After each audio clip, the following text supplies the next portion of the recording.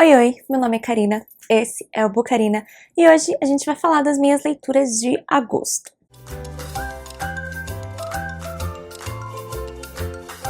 Agosto foi um mês bom de leituras, parece que foi um mês eterno, como aparentemente todo ano é, né? Eu vejo a minha primeira leitura do mês e parece que aconteceu meses atrás. Mas vamos lá, né? Pra não ficar muito longo, vamos começar logo esse vídeo. Acho que um dos fatores também de parecer que esse livro foi lido há muito tempo atrás é que, na verdade, eu não li ele inteiro em agosto, que foi Shadows of Self, do Brandon Sanderson. É o segundo livro da segunda era de Mistborn. Tô aqui na luta pra terminar essa era. E esse livro aqui, gente, essa era no geral, né, a segunda era de Mistborn, pra mim tá sendo um pouco complicada, porque ela não tá tão boa pra mim quanto foi a primeira era. A primeira era eu devorava os livros, eu fiz vídeos aqui no canal sobre essa primeira era, surtada, assim, eu tava completamente apaixonada por aqueles livros, por aqueles personagens. E nessa era aqui a gente tem livros muito mais mornos, personagens mais ok, assim, tudo muito mais ok, mais ou menos. E nesse livro aqui, infelizmente, não foi diferente, o ritmo dele foi bem mais ou menos, e eu só comecei a curtir mais, assim, da metade pro final, que as coisas realmente começaram a acontecer. Eu marquei com transparente, então vai ficar um pouco mais difícil de ver, mas dá pra ver que pro final eu tive muito mais marcações, e no final eu acabei dando, então, 3,5 estrelas aqui pra esse livro, principalmente porque, realmente, do meio pro fim, elementos remanescentes da primeira era começaram a voltar, coisas que a gente via lá começaram a aparecer novamente, os mistérios fizeram mais sentido pra mim, eu comecei a realmente me importar mais com esses personagens e com as coisas que aconteceram aqui, fiquei assim mais angustiada. E até assim, uma das coisas que aconteceram aqui com o X, com uma das coisas do passado dele, me fizeram realmente ficar tipo, como assim, sabe?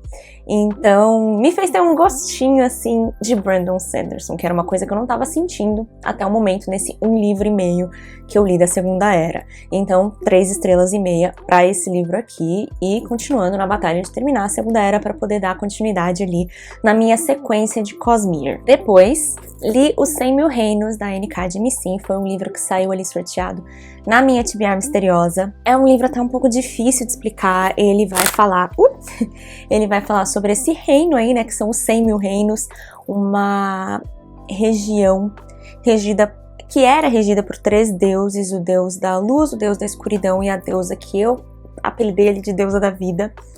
Em uma determinada época, eles entraram ali numa discussão, numa batalha, onde a deusa da vida foi morta, o deus da escuridão foi aprisionado, escravizado, e o deus da luz foi o único que restou. E as pessoas que servem diretamente a eles são esses dos 100.000 reinos, os que comandam os outros. E a nossa personagem principal, que é a Yen Dar, ela vive em uma outra região, que eu não lembro se é Dare, acho que é Dare o nome da região, que é uma região, então, até mesmo comandada somente por mulheres. A mãe dela era descendente direta dessa região, que eram dos Arameri, né?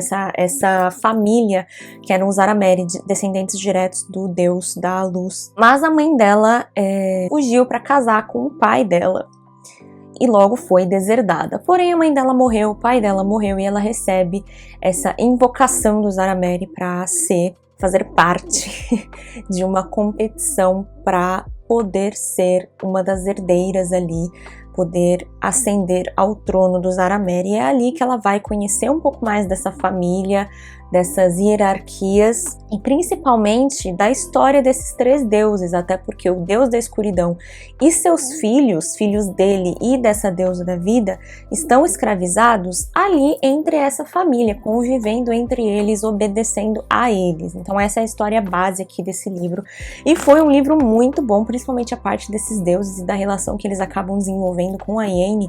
É muito legal, gostei bastante, porém o final foi um pouco assim viajado, um pouco difícil de entender meio o que tá acontecendo, totalmente psicodélico, sabe? E aí foi o que eu fiquei um pouco me desconectei um pouco da história e dei 4 estrelas para esse livro. No geral foi uma história muito boa, não é o meu favorito ainda da N.K. Jemisin, mas curti bastante. Foi um livro um pouco mais fácil ainda assim de se conectar do que outras histórias dela, e quero continuar, é uma trilogia, apesar de que, lendo a sinopse, não parecem ser diretamente sequenciais, parecem ser sequências que seguem outros personagens. Li também o Não é Amor, da Ellie Hazelwood, o mais novo lançamento da autora. Li todos os livros da autora até o momento, então assim que saiu esse aqui, claro que eu já ia seguir e ler. Terminei ele com 3 estrelas e meio, realmente não foi meu favorito da autora, mas eu gostei muito de acompanhar esses dois. Logo no começo da história, a autora já deixa bem claro que essa seria uma história diferente de todas as outras que ela escreveu, porque apesar de ter a mesma receitinha de sempre, que foi inclusive um dos motivos de eu ter tirado um pouquinho da nota, que é mulheres na STEM, mulheres muito inteligentes e principalmente a mesma sequência de um homem que de alguma forma se envolve no trabalho dessa mulher, que de alguma forma tem um certo poder sobre a carreira dela e ela confia muito em outra pessoa que tem um embate com esse homem e no final essa outra pessoa atrai ela. Toda essa sequência fica um pouco maçante, fica um pouco previsível, então já chega num ponto que, poxa, Ellie, apesar disso, eu gostei muito de ler essa diferenciação na história dos dois, que não é uma história de amor, é uma história em que os dois são extremamente atraídos sexualmente e que na maior parte da história é sobre isso que o livro vai falar, sobre eles procurando no outro esse alívio mais sexual do que romântico. E eu achei interessante que o livro todo eu tava pensando nisso mesmo, eles não estão apaixonados, eles não estão procurando isso, é só sexual, eles nem se conhecem. E aí quando a personagem principal, que aqui é a Rue, se dá conta de que na verdade ela conhece muito sim o outro personagem, eu me dei conta junto com ela. Eu achei isso bem engraçado, quando ela começa a listar todas as coisas que eles conhecem um do outro, eu me dei conta junto com ela, tipo, caraca, é verdade.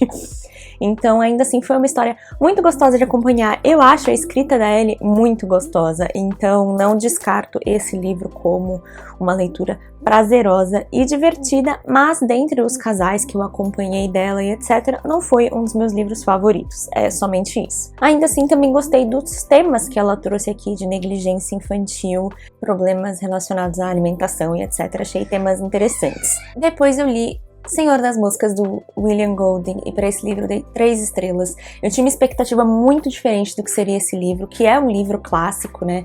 Ele vai falar sobre alguns garotos ali de 6 a 12 anos que acabam ficando presos em uma ilha deserta na época da Segunda Guerra Mundial.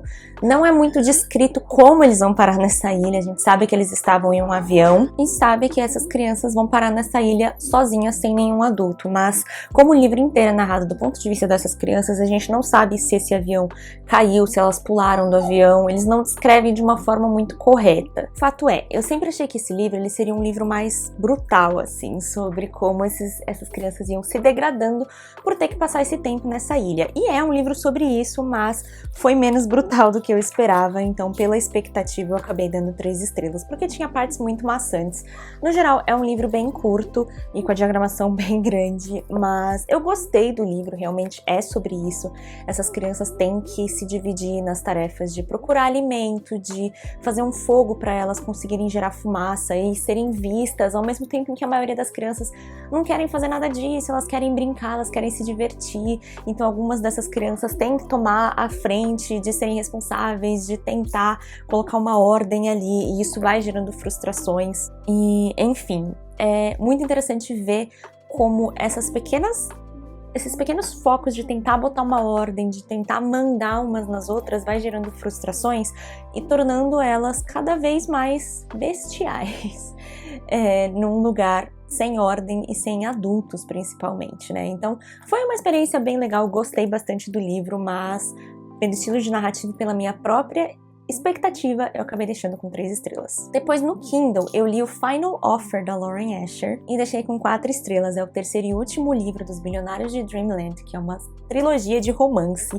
E eu gostei muito do livro, demorei bastante pra terminar essa trilogia, mas acabei gostando bastante, foi um dos meus favoritos, inclusive. Vai falar do terceiro irmão, que é o Cal, e eu acho que a história dele é uma das mais pesadas, assim, porque toda essa história vai envolver, na história dos irmãos, tarefas que eles têm que cumprir para ter acesso à parte deles do testamento do avô, que é o dono ali da Dreamland, que é como se fosse uma Disney, né? E a parte do Cal é justamente ele ter que voltar para um lugar onde ele passou grande parte da adolescência e vida jovem adulta dele, e onde ele deixou um antigo amor para trás, por conta do vício que ele teve e ainda tem em álcool. Então, ele tem que voltar, morar na casa que ele passava essa adolescência dele e depois vender essa casa. Mas logo que ele chega lá, ele descobre que metade da casa é dele e metade é dessa ex-namorada. Então, ele tem que convencer ela a ceder essa parte dela da casa ou vender para ele essa parte para que ele possa vender essa casa até o final do verão. E ainda tem que morar lá com ela, então, enfim, isso vai fazer com que ele enfrente vários dos fantasmas do passado dele, além desse problema com álcool, além de a gente ver tudo que rolou nesse passado dele junto com ela, né, com a Lana. E é uma história muito legal, eu gostei bastante. A Lana também é uma mãe solteira, então a gente tem todo o fato dela se preocupar muito também com tudo que tá acontecendo com a criança, né, com a filha dela, e em como toda essa história pode afetar a garota, né? Ter a presença dele ali junto com a filha dela. Nossa, foi uma história muito, muito, muito legal mesmo. Eu gostei bastante. Mas tirei uma estrela principalmente porque eu achei que ela se estendeu demais ali numa parte. E, no geral, o fechamento da história, eu gostei muito de como toda a história juntou os três irmãos no final, né? Toda a parte do testamento, todo o fechamento dos três com o pai, que era já a história que vinha se apresentando ao longo dos 3 livros, esse embate de cada um com o pai deles, que era o grande vilão ali da história. Foi uma boa trilogia e uma série finalizada aí pra mim. Aí eu li A Impostora, da R.F. Kuang, e esse aqui foi um livro 5 estrelas favoritado. Eu li com o meu grupinho de amigos em leitura conjunta e, gente, que livro é esse? Eu fiquei surtada lendo isso aqui, é extremamente bom. É um livro, basicamente, do ponto de vista da June, que é uma escritora meio que falida. Ela saiu da faculdade e publicou um livro que não teve muito sucesso, não teve muita atenção. Ela ainda tem ali o contrato com a editora dela, mas não tem muitas publicações, ela não é chamada para eventos. O livro em si não tem muitas vendas, ela não recebe royalties mais por aquela publicação. Enquanto isso, uma amiga dela com quem ela fez a faculdade é tipo assim, uma autora mega famosa, que já tá com contratos fechados com a Netflix, lançando vários livros e extremamente bem sucedida. É também uma pessoa muito reservada, ela não tem muitos amigos, mas tem essa amizade com a June. E logo no começo do livro ela fala muito sobre como ela sente muita inveja dessa pessoa, né, que é a Athena. E que elas se encontram de vez em quando, e ela sempre sente muita inveja da Athena, porque elas se encontram e o assunto é sempre ela e as novas coisas que ela conquistou, e como isso é extremamente chato pra ela, que ela não suporta mais isso. E em um desses encontros, então, ela fala que a Athena chama ela pra casa dela, e ela nunca fez isso. Ela entra lá, a primeira coisa que ela pensa é, nossa, como ela mora nessa casa incrível. E a Athena fala pra ela, olha, aquele é o meu manuscrito, tal, que ninguém viu, porque ela não deixa ninguém ver nada do processo dela até que esteja 100% pronto. E a Athena e a June, claro, morrendo de inveja. E aí elas resolvem fazer, enfim, em determinado momento da noite, acontece um acidente e a Athena morre. E a June rouba esse manuscrito e acaba publicando sob o nome dela. Essa é a premissa básica da história. A June vai publicar esse manuscrito da Athena como se fosse dela e fazer extremo sucesso com uma história que não é dela. E a gente vai ler tudo isso do ponto de vista dela. Então, assim, é extremamente enfurecedor ler sobre uma pessoa que tá ganhando dinheiro, fazendo sucesso com uma obra de outra pessoa, e principalmente uma pessoa amarela, uma pessoa asiática, sabe? Enquanto ela é uma pessoa branca comum, que inclusive muda o nome dela pra parecer mais asiática, porque a história é sobre pessoas chinesas. Então assim, você passa o livro inteiro se corroendo de raiva lendo sobre essa pessoa, e ela tenta te convencer e se convencer de que o que ela tá fazendo não é tão errado. Então assim, é um livro muito, muito, muito bom. O final é... Nossa, que ódio! Você fica torcendo o tempo inteiro pra ela, enfim, se ferrar, basicamente, né? Gostei muito, muito, muito da experiência e de todos os insights que a autora traz sobre o mundo editorial, principalmente as farpas que ela solta e coisas que ela fala sobre as próprias obras, inclusive. É realmente muito rico essa leitura. Deve estar mudando aqui várias vezes o ângulo, que minha mãe fica me ligando, aí eu tenho que tirar aqui. Mas enfim, gente, foi uma leitura, assim, incrível, que me tirou o fôlego em vários momentos e acho que eu nunca senti tanta raiva de uma personagem quanto eu senti nesse livro. Eu torci o tempo inteiro pra ela se ferrar, realmente. Muito, muito bom. E as várias farpas que a autora soltava, assim, pra diversas coisas que acontecem no meio editorial. Enfim, a gente vai falar sobre um livro que vai falar sobre guerra e sobre trabalhadores chineses sendo explorados. E aí aqui a autora fala, o livro foi escolhido para fazer parte de uma caixinha mensal e ele vai ser enviado com incensos e um chá verde. Eu fiquei tipo, puta que pariu. Porque não deixa de ser uma crítica, sabe? Que tipo, mano, não condiz o quanto o conteúdo do livro realmente não importa e só importa o lucro, né? Vamos mandar um chazinho verde porque tem a ver com a cultura e um incenso e tipo, porra, não. Eu amei, gente, eu amei. É realmente uma leitura, assim, obrigatória e realmente, se você lê esse livro e concorda com a personagem principal e pensa, realmente, o que ela tá fazendo não é tão ruim assim, o problema tá em você, amigo. E o último livro que eu li no mês mesmo foi o Bands of Mourning. Já emendei aqui outro livro do Brandon Sanderson. Esse aqui é o terceiro, então, da segunda era de Mistborn. E esse aqui eu já finalizei com 4 estrelas. Eu ainda assim senti que tinha partes muito lentas aqui na história, assim como nos outros 2 livros, mas já foi muito, muito, muito melhor. Senti o gostinho Brandon Sanderson em muitas outras partes, tanto que, assim, lotadaço de marcações. Eu me apaixonei pela Asteris nesse livro e senti as migalhas de um romance aqui. Então, realmente, assim, esse livro me deixou um pouco mais animada pelo desfecho dessa história e as coisas realmente começaram a fazer mais sentido, ao mesmo tempo que toda a fantasia começou a se encaixar e a trazer novos mistérios que me fizeram até ter que anotar coisas porque começou a ficar difícil. Todos os conceitos de alomancia e feruquemia que o autor trouxe novamente e começou a misturar, já começaram a dar nós na minha cabeça e eu precisei anotar, mas tudo começou a fazer sentido e, cara, que livro! Esse aqui terminou de um jeito que, inclusive, eu preciso pegar os livros da Primeira Era, porque a frase que fechou esse livro me deixou muito confusa. Eu fiquei, peraí, como assim? Porque eu não entendi muito bem. Mas, enfim, esse livro aqui já, até agora, foi o melhor da Segunda Era pra mim. Entre Alloy of Law e Shadows of Self. Esse aqui até agora foi o melhor e me deixou mais animada pra ler o último livro, que é o The Lost Metal, apesar de que, como eu falei pra vocês, eu tô seguindo minha própria lista ali de sequência da Cosmere, baseada em alguns vídeos que eu vi. E antes de seguir, então, pro último livro, eu tenho que ler 2 novelas, que são Mistborn The Secret History, eu acho que é, e Ellomancer Jack. Eu acho que são essas. São 2 novelas que estão presentes aqui no Arcana Unbounded. Esse aqui é o meu go-to. Toda vez que eu leio algum livro de Mistborn, eu inevitavelmente acabo voltando para essa edição. E já tá até aqui, inclusive, salvo os livrinhos que eu tenho que ler. Mistborn Secret History e Ellomancer Jack and the Fates of Eltania. São os livros que eu tenho que ler, as novelas que eu tenho que ler antes de seguir pro próximo e último livro de Mistborn. Gente, tá vindo aí.